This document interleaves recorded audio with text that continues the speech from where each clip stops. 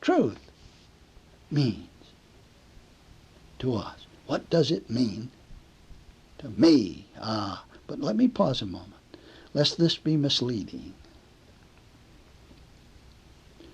These joyful occurrences that I just mentioned here, the return of health and the return of wealth, all of that sort of thing, these occurrences are not goals. They are the added things that come from a personal determination of what God is. And all these determinations have to do with reality, with reality and one's real identity, with who and what God is, with who and what I am. Answer the question, what is truth for yourself? Let the attention remain here, and then as the answers begin to occur, you will enjoy the changes that take place in your day-to-day living quite as something extra as signs following. Yet not half so wonderful as the recognition of your own honest identity. About agnosticism. Recently I met a young man who called himself an agnostic. He said, I am completely disinterested in God. I have no proof that a God exists, and the idea of some super being watching over me and the world is somehow rather ludicrous in light of the world's situation. Besides that, he continued, the blatant hypocrisy of religious man is enough to turn my stomach. Now, this statement rather sums up the opinion of many frustrated people, young and old alike. And another thing he added, how can anything ever be understood when even the oldest religious leaders with years of study behind them are at loggerheads with one another and apparently unable to solve the world's problems? All these things suggest to me that God is the invention of frustrated people wishing for something above and beyond themselves to solve all of their problems. Well, many hold these ideas in this day and time. The ranks of the disillusioned are growing in number, and they come especially from the disenchanted within the religious organizations of the world. People are wondering increasingly about the correctness of their particular brands of religion. Old ideas once accepted as fact seem foolish and superstitious in light of the world's new technological dimension. The break with old theological concepts seems to these people to be a break with God. The arguments against old practices become their argument against the existence of what they term God. Well, it must be pointed out that these are not valid arguments against the existence of God, but are rather arguments against old concepts of God, old ideas about God, and old practices that pervade all religions.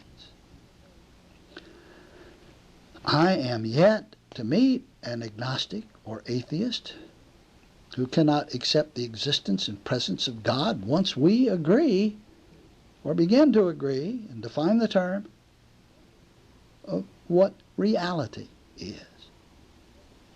Usually, atheists deny and agnostics doubt the actuality of God as they understand and define God. Well, they're quite right, because God as they define him couldn't possibly exist. But God, as God is neither doubted nor denied by a single man on this earth, and never has been. God, as God is accepted without question, even without resistance, by everyone, because God is the very basis of being, the fact of real existence itself. Why, God is life itself. Show me an atheist who will deny he's alive. The doubters and deniers are invariably throwing rocks at their own misconceptions of God, at the usual definitions of God, or at the generally accepted idea of what God can do. Well, now, I'm quick to agree that the popular idea of God is incorrect, and that such a God does not, in my opinion, exist and never has.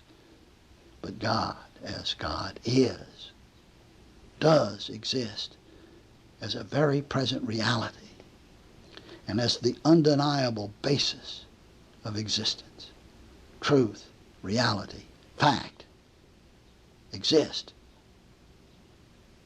This is all that really does exist right here, right now, this moment. The agnostic is not questioning fact. He is questioning a misstatement about fact. The misstatement has nothing to do with fact at all, just as the incorrect statement 2 plus 2 is 5 has nothing to do with the fact of arithmetic.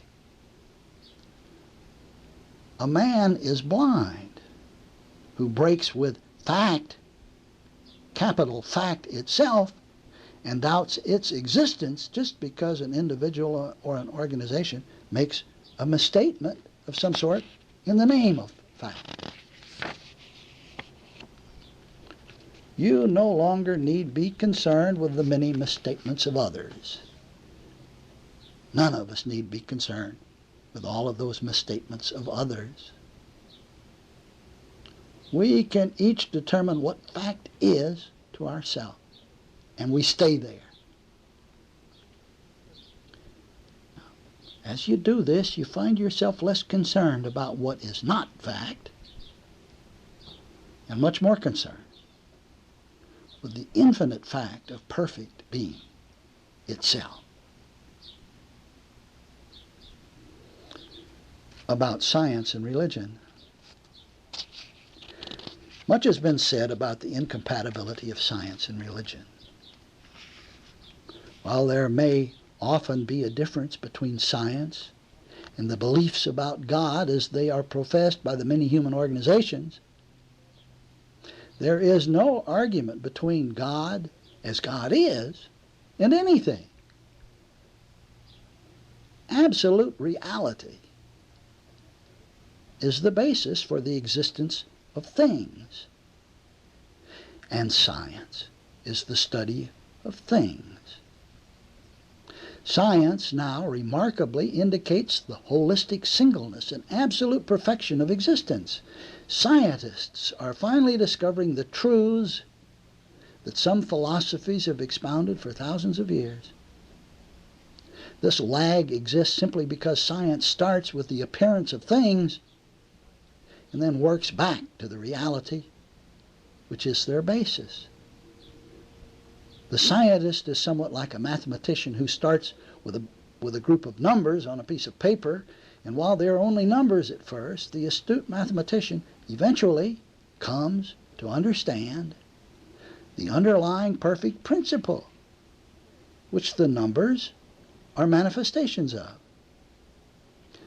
Now, obviously, the fastest discovery concerning numbers are made by those who start first with the principle of arithmetic itself, with the principle.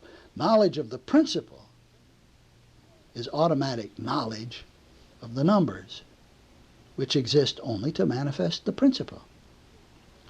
Now, in this so-called human experience, those who concern themselves with reality as reality is find themselves with a magnificently all-embracing knowledge of things. On the other hand, starting with a multitude of things, one can hope for only a smattering of knowledge in a few fields of human concern. Commencing with the principle of all being, commencing with that, and living out from there, one finds himself with knowledge basic to everything in all fields of human endeavor he needs to know about. Now, this knowledge comes without